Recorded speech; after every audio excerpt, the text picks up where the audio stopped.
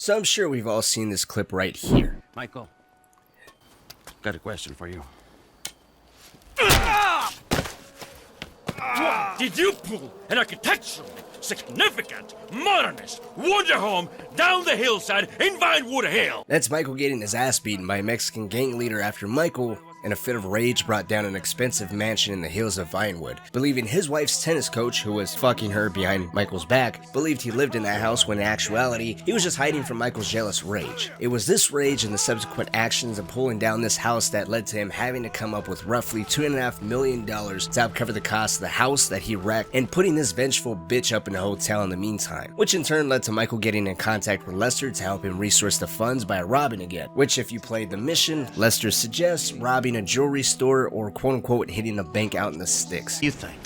Let's see, either we hit a bank in the sticks or we do a store. Which do you like? Which we all know we eventually end up doing either way, as we later come to find out that bank is the Bank of Paleto Bay that we strike in the name of Liberty on behalf of Steve Haynes and Dave Norton. But I'm getting ahead of myself. What if Vangelico, the jewelry store we end up hitting to cover the house in Martin Madrazo's mistress's fine hotel, wasn't the option? Or better yet, what if Michael chose the alternative, hitting the bank in Paleto Bay this early on in the game? Today, for shits and giggles, I just kind of wanted to explore these ideas because it was Michael's mistake, at least on the surface, of getting back into this past life of crime that led to him being found by the one person from his past who he feared most, his emotional, weirdly loyal best friend, Trevor Phillips. We could make the argument that could have been as simple as Michael just not either sparing the guy who spoke and quoted his iconic line on TV, which was the nail in the coffin for Trevor to find him, or just not using that quote at all and still letting the guy live, but Michael most likely said it because he was back on a high. All these years of being out of this lifestyle, and with the help of Lester, he fell back into it with almost no problems whatsoever. He came up with what seemed to be a competent crew, he was calling the shots just like before, so why not just go the extra mile and just embrace the old ways by reusing his famous line? He fell back into his glory days, he embraced every single part of it. So let's say no matter what, Michael was and did say that line,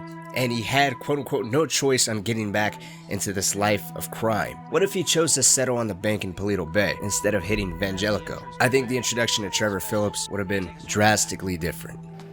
Trevor? Michael. Hey. I think if Rockstar really wanted to experiment, as a matter of fact, in this point in time, what they could have did was give the player freedom of choice. If you chose Vangelico, it initiates, introducing Trevor into the story much sooner. He's basically going to be introduced the same exact way that we've all know and love. Or if you chose the Paleto Bay Bank, then ultimately based on how you decide to take down the Paleto Bay Bank would give you two options. Either it's hit in a specific way that rings a bell. I'll get more in depth into that in just a second. Let's say instead of hitting Vangelico, the player went with Paleto Bay. Right off the bat, I don't think any TV conference or interview would have been possible. We're talking about a jewelry store that's in a very high-end area in the middle of downtown Los Santos, and it was done in broad daylight. High-end financial district, well-known brand, we're talking about a lot of money, high foot traffic, the robbery was bold, there's a lot of hostages involved. Of course, the press is going to be all over that. Compare that to, quote-unquote, the bank out in the sticks. If you just take a look at Paleto Bay, that entire area is relatively remote. It's more of a small town rather than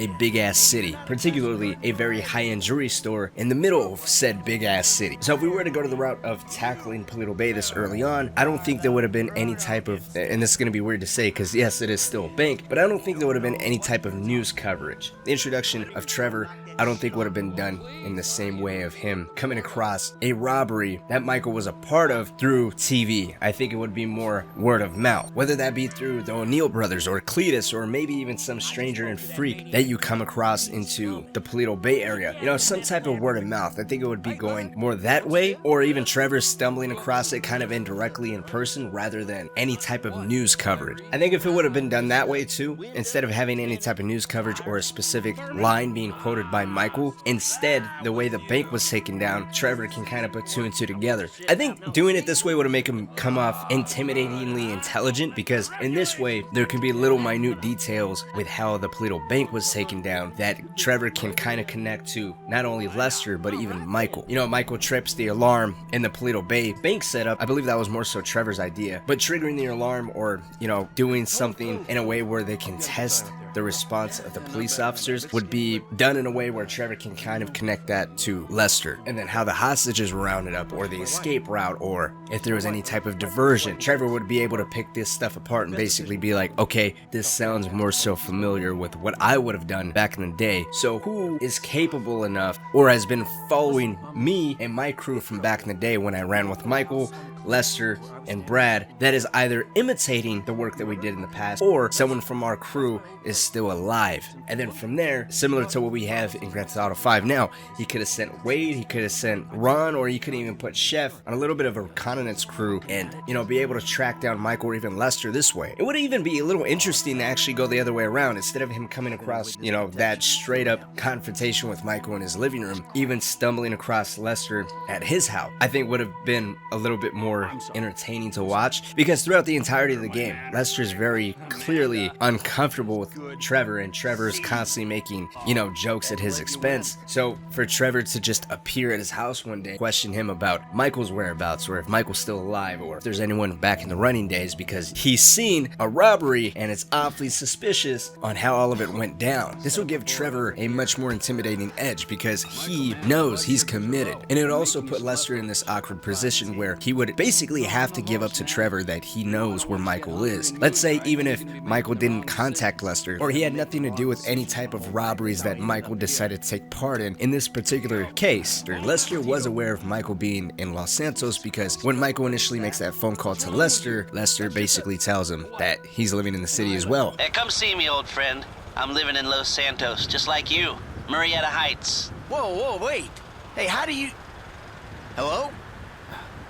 You fucker. So it creates this interesting dynamic where if the story would have went that way, or Rockstar would have gave players the choice to be able to go one way or another, if the player decided to go way of the bank, not only would it probably have been a much more exciting mission to begin the game off with, but it also gives Trevor this much more intimidating aura of him being incredibly intelligent, being able to put two and two together, and not even just him being this psychotic lunatic strung out on meth. The game already starts off with him being very intelligent and being able to pick up on it. It's a little subtle with why he's in the mood that he's in, but over time we slowly do see that he was able to pick up on the fact that that was Michael's MO, that was Michael that robbed that bank, and his friend that he thought was dead for 10 years is actually alive, versus the theory way he could still be seen as impulsive just like we see in the game now, but it would be an impulsivity and an aggression and a very strong suspicion that makes him even more ambitious. There is no subtlety there. But let me know what you think. Does that sound interesting? Do you think in Grand Theft Auto 6, if we do have multiple protagonists again, or in any Grand Theft Auto moving forward, Rockstar should go that route where they give us a little bit more freedom with our choices that ultimately affect the story and how characters are introduced? Let me know down in the comments section. Thank you guys so much for watching. In the meantime, maybe check out some other Grand Theft Auto videos that I have posted on this channel.